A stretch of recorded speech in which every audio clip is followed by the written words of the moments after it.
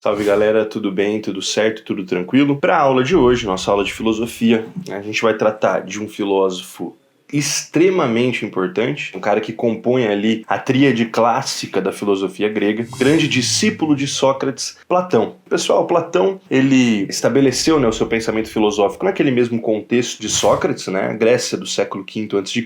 Inclusive, ele era um fiel seguidor intelectual de Sócrates, estava com Sócrates na sua condenação, registrou tudo isso, além de muitos outros diálogos socráticos e tal. No caso da condenação socrática, a gente tem a argumentação do Sócrates neste livrinho que eu já indiquei na última aula, Apologia de Sócrates. Então Platão foi um cara que vai trazer muito, vai absorver muito da filosofia socrática para sua própria filosofia, mas ele também vai propor especulações muito interessantes e muito inovadoras naquele momento, tudo bem?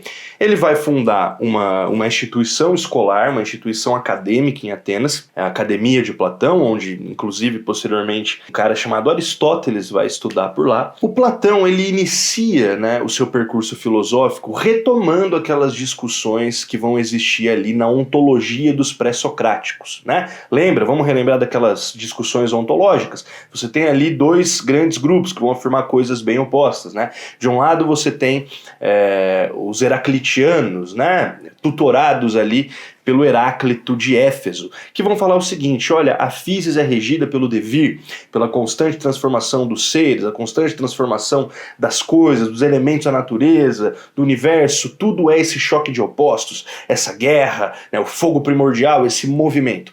Do outro lado você tem os eleatas, coordenados ali por Parmênides de Eleia.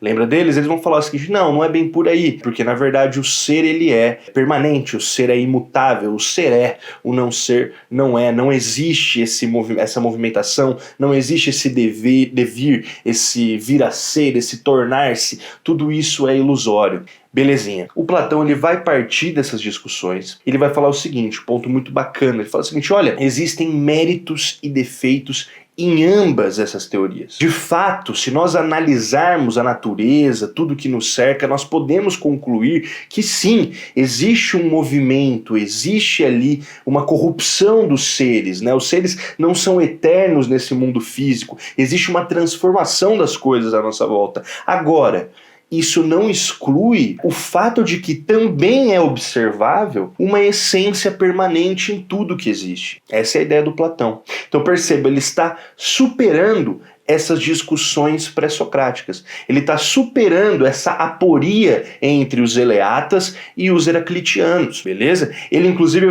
vai fazer uma metáfora muito interessante. Ele vai falar o seguinte: os pré-socráticos eles foram muito importantes, porque eles fizeram a primeira navegação à vela, Então eles ainda estavam iniciando esse percurso filosófico, estavam ainda submetidos ali às intempéries da natureza, ao vento. Mas eu, Platão, agora estarei fazendo essa navegação a remo, com um controle maior, propondo o quê? A passagem do mundo sensível para o mundo suprassensível. É aqui que entra o grande ponto da filosofia platônica, que é a sua teoria das ideias. Platão ele vai propor o seguinte, moçada: a realidade como nós a conhecemos, ela é dividida hierarquicamente em dois pontos. Você tem o mundo sensível, que é esse que nós vivemos, que nós estamos aqui no plano terreno das coisas, e os seres que aqui existem, tudo que existe na natureza, os objetos de fabricação humana, nós mesmos, nossos corpos, são seres corruptíveis. Tudo isso é uma materialidade corruptível, imperfeita, fragmentada, fraca. Mas existe um mundo superior, o mundo suprassensível, o mundo inteligível, como Platão coloca, ou o mundo das ideias. Nesse mundo das ideias estão ali as ideias de tudo que existe no mundo sensível. O que seria essa ideia? Seria uma essência incorruptível, uma essência permanente, uma essência verdadeira de tudo que existe aqui, do qual as coisas que aqui estão no mundo sensível são uma mera reprodução imperfeita dessa ideia perfeita que está no mundo inteligível. Ficou claro? Complicadinho? Meio abstrato? Vamos lá, um exemplo besta que eu sempre dou na sala de aula. Moçada, imagina essa garrafa aqui. Você analisa essa garrafa d'água aqui e você sabe que é um recipiente, certo? Utilizado para guardar líquido, para tudo mais. Você utiliza isso de uma maneira a beber esse líquido que está aqui dentro é uma garrafa. Você olha para isso e você sabe que é uma garrafa, certo? Você olha para qualquer garrafa no mundo e você fala, não, aquilo ali é uma garrafa. Perfeito. Não importa, elas podem ter cores variadas, elas podem ser feitas de materiais distintos, elas podem ter tamanhos distintos, mas você olha para aquilo ali e você sabe que aquilo é uma garrafa.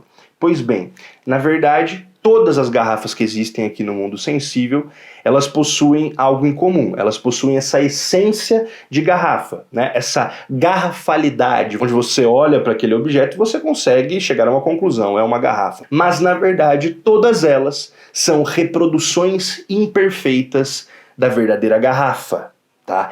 Dessa ideia perfeita de garrafa que está no mundo das ideias, que está no mundo inteligível. Tá claro? Beleza até aqui? Tranquilo? Então essa realidade em que nós vivemos é uma realidade limitada. Não estamos tendo contato com a garrafa propriamente dita, mas sim com uma reprodução imperfeita. Platão ele vai usar vários exemplos para isso. Ele vai falar da ideia de beleza. Nós temos uma ideia do que é o belo, certo? Então a gente tem ali alguns atributos estéticos, consideramos beleza, consideramos bonito, consideramos belo. Só que ele vai falar que o belo, de fato, reside no mundo das ideias e por aí vai. O plano das ideias, portanto, é a causa do plano sensível, beleza? Então existe essa relação. E para Platão é muito importante que a atividade filosófica busque o conhecimento a ponto de chegar a essa conclusão, dessa distinção do mundo inteligível e do mundo sensível que nós estamos.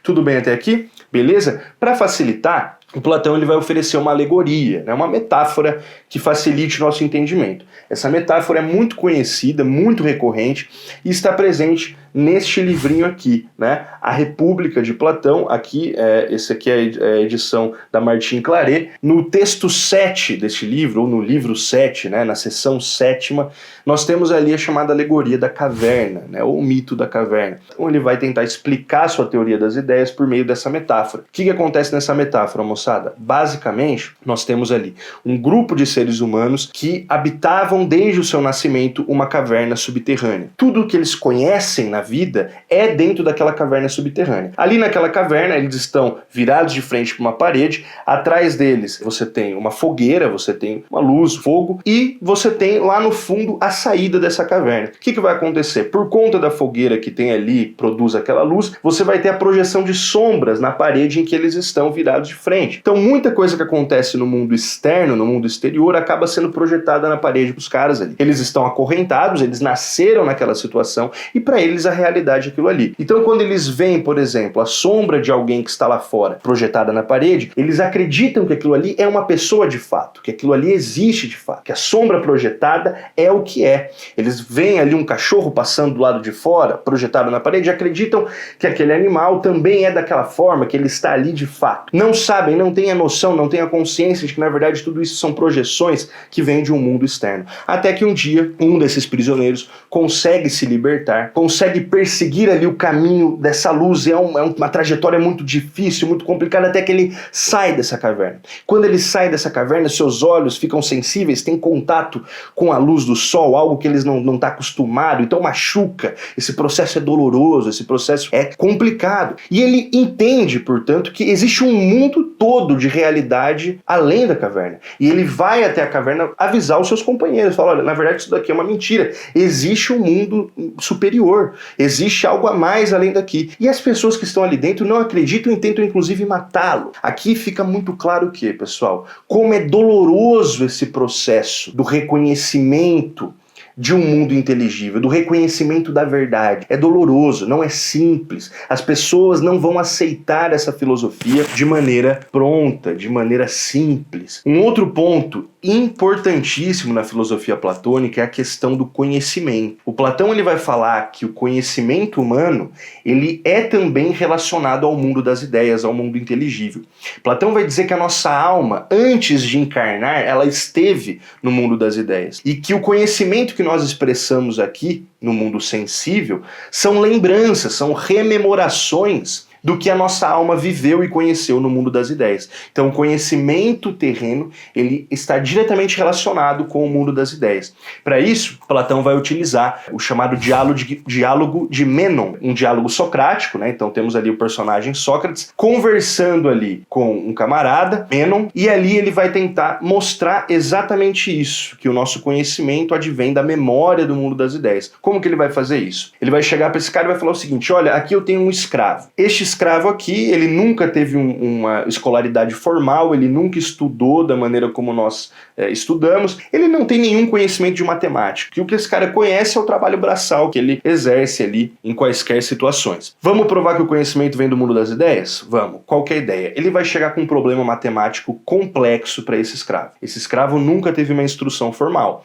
A gente chega à conclusão que esse cara não vai saber resolver o problema matemático. Mas aí o Sócrates, né, com o seu método ali dialógico, com o seu método de trazer indagações, ele vai estimulando aquele escravo na confecção daquele problema matemático, até que depois de algumas horas ali de debate, de diálogo, de estímulo, esse escravo ele consegue chegar à resposta correta do problema matemático, né? Ao fim da equação. Sócrates, então, vai concluir. O conhecimento está ali. É um processo de rememoração, que é o que Platão vai chamar de teoria da reminiscência. Então, o nosso conhecimento, precisamos atingi-lo a partir de um processo de reminiscência, de um processo de rememoração daquilo que nossa alma teve contato no mundo das ideias. Tudo bem até aqui? E para fechar, moçada, é interessante também a gente ressaltar o que Platão pensa acerca de política, acerca da sociedade. Lembrando que a gente está em Atenas, no auge, né, no período clássico de Atenas, a democracia está vibrante ali,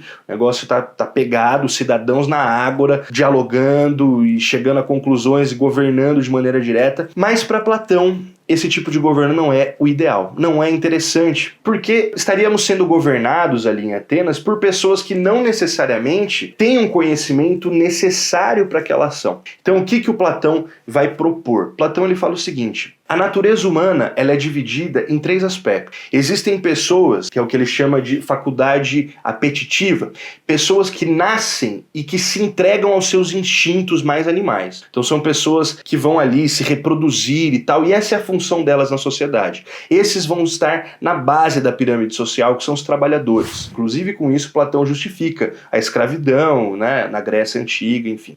Um pouco acima, nessa pirâmide social, a gente vai ter a galera da faculdade colérica, que ele chama, né? Faculdade colérica são aqueles que têm um instinto da guerra, um instinto belicoso, que vão ser os guerreiros responsáveis pela proteção, né, das polis, pela proteção das cidades. E acima, no topo dessa pirâmide, dessa hierarquia social, teremos aqueles que nascem, né, dotados da faculdade racional, ou seja, aqueles que conseguem se desvestir desses ímpetos, né, se desvestir dessa natureza mais instintiva e conseguem perseguir o caminho da filosofia, conseguem perseguir o caminho do conhecimento, do mundo inteligível, do mundo sensível. São aqueles que chegam a essa conclusão, são os sábios, são os filósofos. Para Platão, o governo na polis deveria ser um governo dos filósofos, um governo dos sábios, beleza? Tranquilo até aqui? Sossegado, moçada? Deu para dar uma pincelada no pensamento desse cara fantástico e primordial? Então beleza, espero que tenham gostado, espero que tenham sacado aí as principais características dessa filosofia e seguimos para a nossa próxima aula em breve, beleza? Valeu, grande abraço!